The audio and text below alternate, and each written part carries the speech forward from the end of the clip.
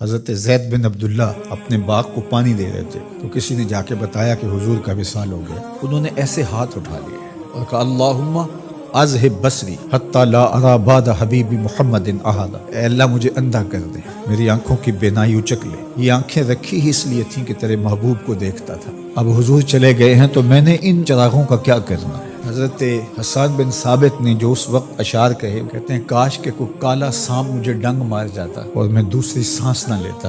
اور حضرت سیدہ فاطمہ کے جو قلب اطہر کی کیفیت تھی، سبت علیہ مصائب لو انہا سبت علی الایام سرنا لیالیا، میرے اوپر جو مصیبتیں ٹوٹ پڑی ہیں وہ اگر دنوں پہ ٹوٹ پڑتی تو وہ کالی راتیں بن جاتی۔ حضرت عمر رضی اللہ تعالی عنہ تلوار نکال کے کھڑے ہو گئے اور کہا کہ جس نے کہا نا حضور کا انتقال ہو گیا میں اس کی گردن اڑا دوں گا۔ تھوڑی دیر بعد حضور پرانی حالت کی طرف پلٹ آئیں گے۔ اب یہ کیفیت کتنی حساس تھی۔ ادھر منافقین نے چال چلنا شروع کر دیا۔ انہوں نے کہا حضور کے دم سے ساری رونقیں تھیں، اب وہ چلے گئے تو اب کس نے نمازیں پڑھنی ہیں، اب کس نے روزے رکھنے ہیں، اب کون جہاد پہ جائے گا۔ جب وہ ہی نہیں رہے تو ساری کہانی ختم ہو گئی۔ تو انہوں نے اس طرح سے چال چلنا شروع کر دی اور حضرت عمر کہتے تھے کوئی بولے تو صحیح۔ کتنا نازک وقت تھا۔ اس وقت میں حضرت ابو بکر آئے رضی اللہ تعالیٰ، ان کا کلیجہ تو پھٹ رہا ہوگا، لیکن یہی موقع تھا حضور کے مشن کو، حضور کی فکر کو، حضور کے دیے ہوئے نظام کو سنبھالنے کا، اور اپنے جذبات کو کس طرح کنٹرول کیا ہوگا۔ اپنے آپ کو پوری طرح سنبھال کر کے لوگوں میں آئے اور دیکھا کہ لوگ جمع ہیں اور حضرت عمر رضی اللہ تعالیٰ عنہ غصے میں تلوار لہرا رہے ہیں۔ خبردار اگر کسی نے کہا کہ حضور کا انتقال ہو گیا تو آپ ایک اونچی جگہ پہ کھڑے ہوئے، لوگوں کو متوجہ کیا۔ حضرت صدیق اکبر رضی اللہ تعالیٰ عنہ کا اس وقت کا جو خطبہ ہے، اس نے اس وقت اسلام کو سنبھالا جب منافق بڑی باریک چال چل رہے تھے۔ اب حضرت ابو بکر آئے اور کھڑے ہوئے، کہا لوگو مجھے بتاؤ تم اللہ کی عبادت کرتے تھے یا رسول اللہ کی عبادت کرتے تھے؟ تو لوگوں نے کہا اللہ کی عبادت کرتے تھے۔ تو کہا اللہ آج بھی زندہ و موجود ہے، اللہ کل بھی زندہ و موجود ہے، وہ حی ہے لا یموت ہے۔ اللہ اکبر۔ پھر انہوں نے وہ آیت کریمہ پڑھی وما محمد الا رسول قد خلت من قبلہ الرسل، اور صحابہ فرماتے ہیں ہمیں لگا کہ جس طرح یہ نازل اسی وقت کے لیے ہوئی تھی۔ اور پھر لوگ سنبھلے اور پھر حضرت سیدنا صدیق اکبر رضی اللہ تعالی عنہ نے اس مشکل وقت دین کو سنبھالا اور پھر حضور علیہ الصلوۃ والسلام کے مشن کے لیے کھڑے ہوئے۔ لشکر اسامہ بن زید بن حارثہ رضی اللہ تعالیٰ عنہ کو روانہ کیا جا چکا تھا، حضور نے خود روانہ کیا تھا۔ ابھی جرف کے مقام پر ہی یہ لشکر پہنچا تھا، مدینہ المنورہ سے تھوڑا باہر نکلا تھا کہ حضور کے وصال کی خبر آئی تو یہ واپس آ گئے۔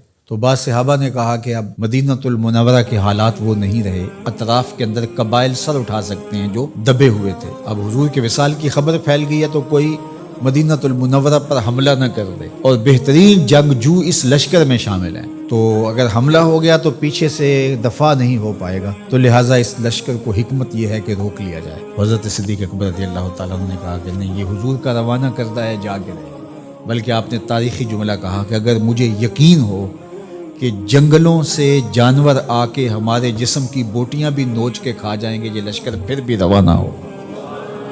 لوگوں نے حضرت عمر سے کہا کہ ضرور لشکر کو روانہ کریں، لیکن حضرت ابو بکر رضی اللہ تعالی عنہ سے اتنا کہیں کہ امیر لشکر کو معزول کر کے کوئی اور قریشی سردار بزرگ اس کا امیر بنا دیا جائے۔ 9 عمر لڑکا ہے، دوسرا غلام زادہ ہے، تو بڑے بڑے قریشی سردار اور جنگجو ان کی قیادت کو قبول کرنے سے انکار نہ کر دیں، تو وہ گئے اور جا کے کہا کہ بڑے بزرگوں کی یہ رائے ہے کہ آپ ضرور لشکر کو روانہ کر دیجئے، لیکن اتنا کیجئے کہ امیر لشکر کو تبدیل کر دیجئے۔ حضرت صدیق اکبر کے چہرے پر جلال آ گیا اور آپ نے جو جملے کہے وہ اتنے سخت تھے، ثقلت امک یا ابن خطاب، اے خطاب کے بیٹے تیری ماں تجھ کو روئے۔ استعملہ رسول اللہ وقد تامرنی ان اعزلہ، ان کو امیر لشکر اللہ کے رسول نے مقرر کیا ہے اور میں کون ہوتا ان کو معزول کر دوں۔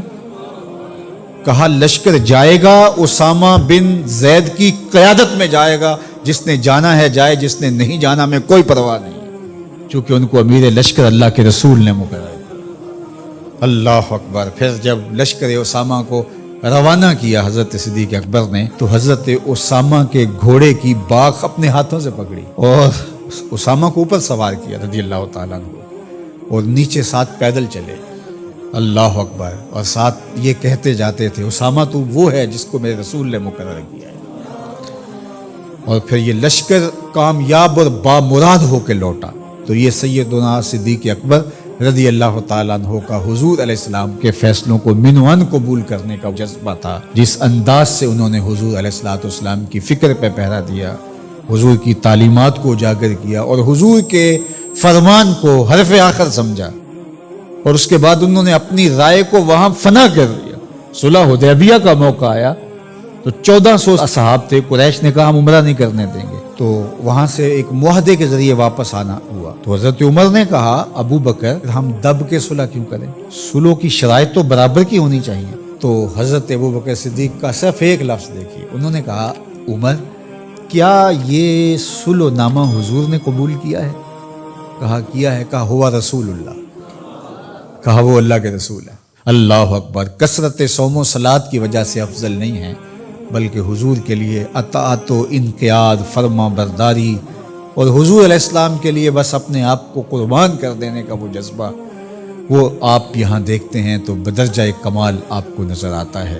فرمایا کہ میں اللہ کے علاوہ اگر کسی کو خلیل بناتا تو وہ ابو بکر کو بناتا، لیکن میرا خلیل اللہ ہے۔ اللہ اکبر، امن الناس بر مولائے ما، کلیم اول سینائے ما، ہستیو کشت ملت راچو ابر، ثانیے اسنین و غار و بدر و قبر۔ دیکھیے کہاں کہاں حضور کی قربت، یہ شک ہووی تے چل مدینے، جے شک ہووی تے آ تک لے جوڑ مزاراں دا بن یار نبی دے۔